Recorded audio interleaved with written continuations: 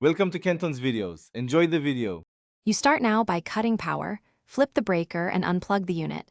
Safety is non-negotiable. Once the power is off, remove the front grille and filter. Set screws in a pan. Use a soft brush and vacuum to remove surface dust so cleaning solutions work better. If the filter is reusable, plan to wash it.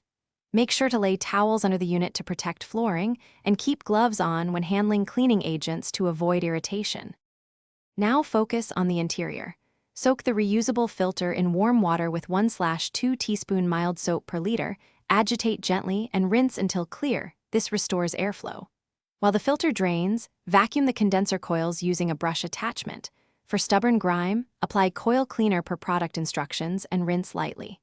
Wipe plastic surfaces and drain pans with a damp cloth. Be careful not to drench electrical parts. Once parts are dry, reassemble the grill and prepare to test function. Finish by reinstalling the dry filter and grill, then restore power and run the unit on fan for 10-15 minutes to ensure everything operates and remaining moisture evaporates. Check for leaks, strange noises, and steady airflow. Make sure louvers are set correctly.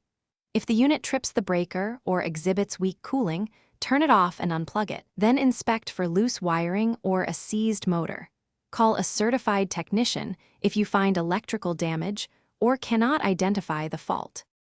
Thanks for watching. Consider subscribing if we helped you.